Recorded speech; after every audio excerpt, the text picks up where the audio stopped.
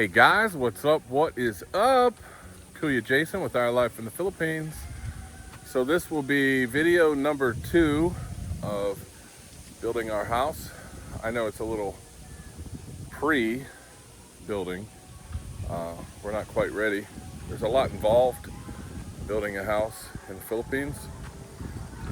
So if you haven't seen the first video, this is our land. We bought 1,000 square meters of property.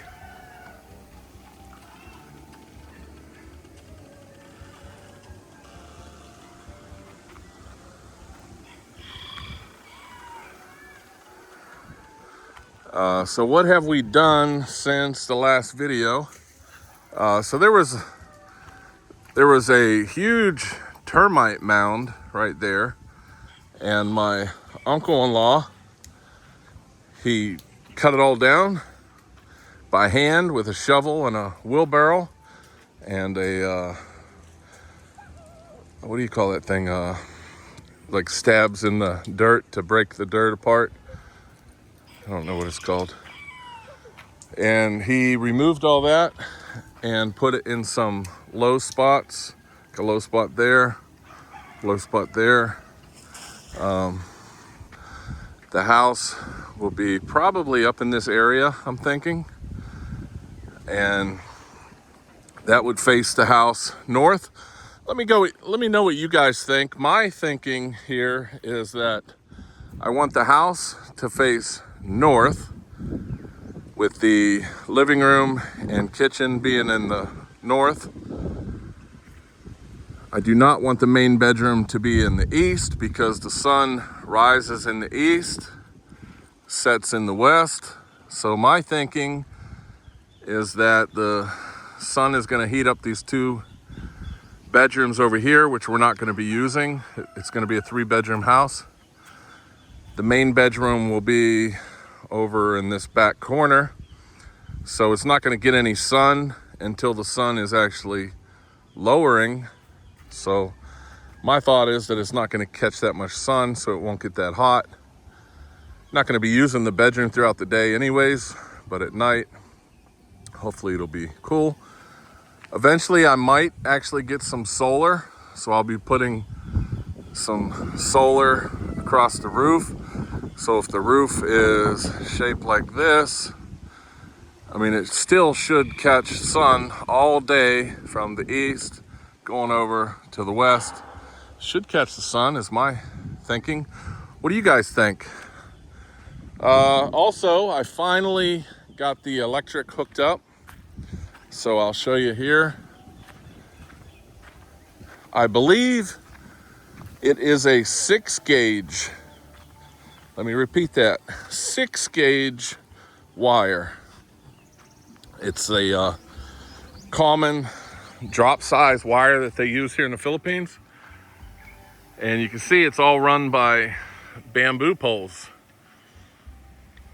So it's comes from the meter, which is right down there, comes up along these bamboo poles over, and then to that one, and then we have a temporary breaker panel set up for the construction of the project, building the house.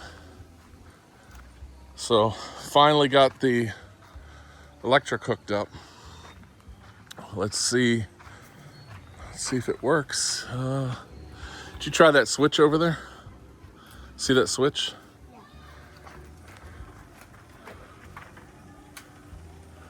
Oh, we got light. Turn it on. We got light. We got power. This is a holy week, so not many people were actually working, but luckily the electrician did come out, install the meter, install the wire, and also they finished. You can see the drill is gone. They finished drilling our well. This is our well here coming up. We have a submersible 1 horsepower pump. So let's see if we get some water here. Make sure this valve is open. They'll be coming back out to install everything. So that's plugged in. Should be the switch on the side. I saw the pipe jump. Look at that. Oh, we got a leak. Look at that nice clean water.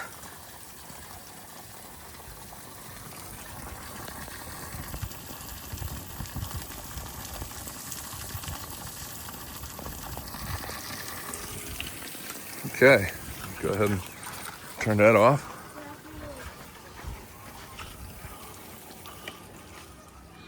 Unplug that.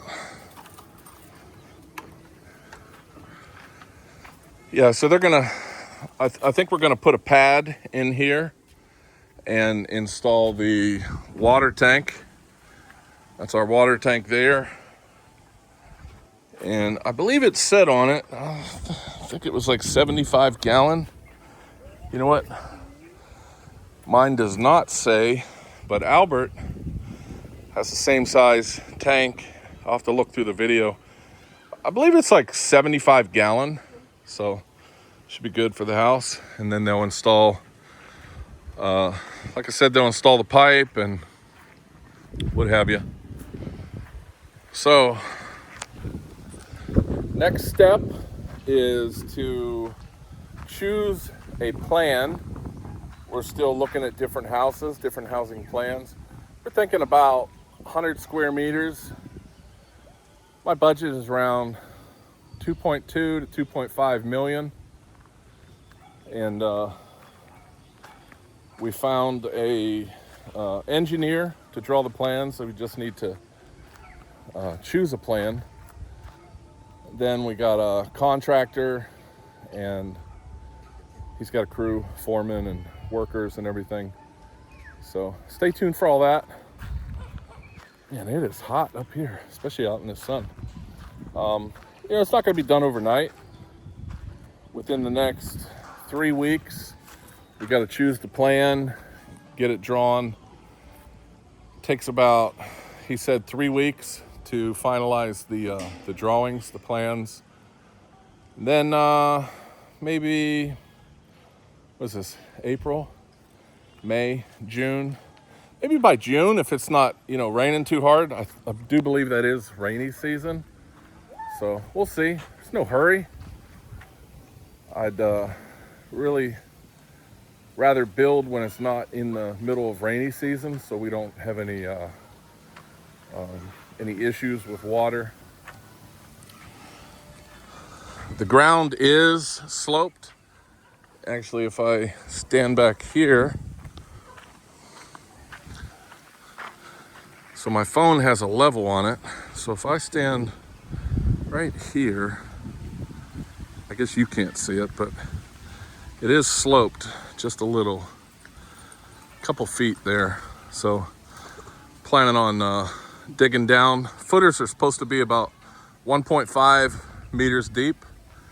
So this side will actually be deeper, probably 2 meters and then 1.5 meters. So there will be a little bit of exposed concrete at first until we get some fill, get all this filled in. But yeah, we're not really sure yet. We're still deciding. Snuffy loves to play. He loves it up here. It's nice up here. It's on top of a hill. It's got a nice breeze. Surrounded by mango trees and big mango trees back here. All this is mangoes. Got our gazebo, which I plan to use for, the workers when they need a place to break. Also a place to store concrete. You want to keep concrete nice and dry. So may put up a couple walls if we have to keep the concrete dry, but that's all later on. Like I said, there's no hurry. We did get a load of gravel. I'd like to gravel this in, get rid of the dirt, put gravel on it, and then like I said, I think we're going to do concrete pad back there.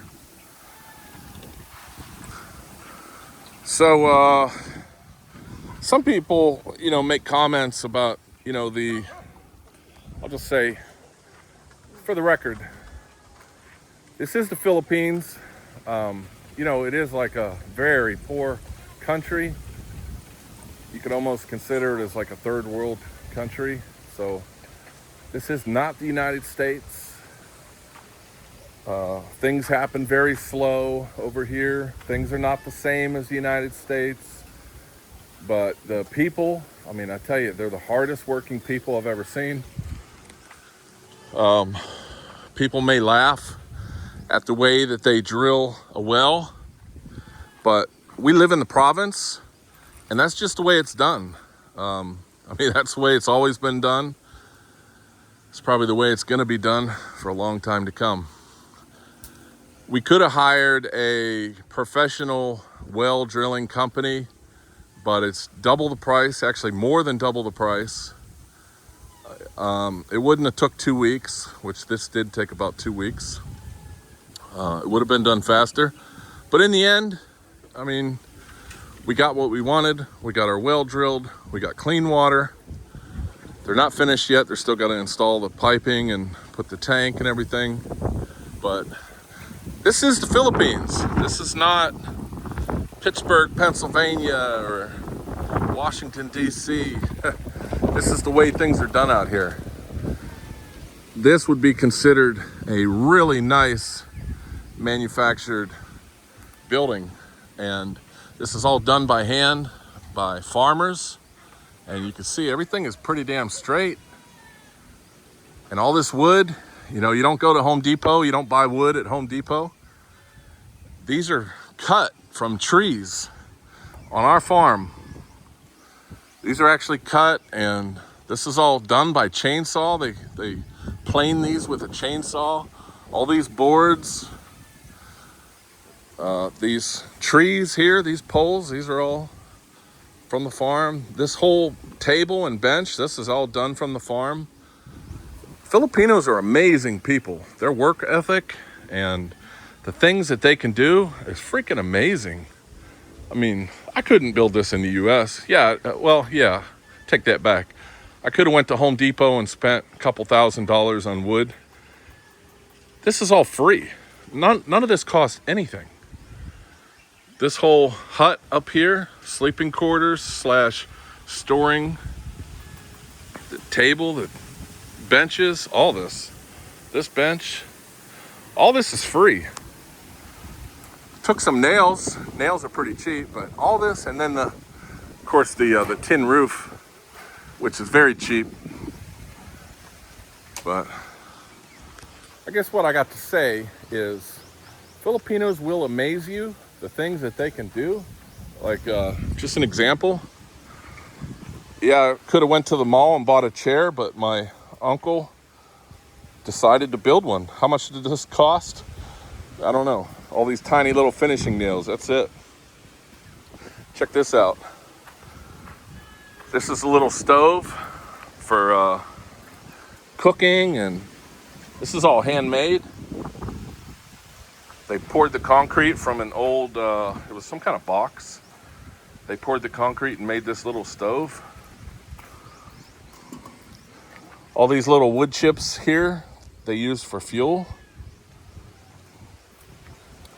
A lot of times the tools they use are actually handmade. This is that thing I was talking about. So this is just a pipe, and then they put a chisel on the bottom. And you should have seen, before I bought my father-in-law shovel and a rake, you should have seen what he was using.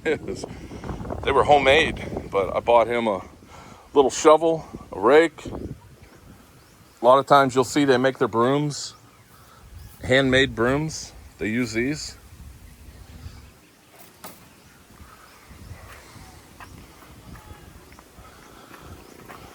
They put some kind of tar on the bottom of these poles.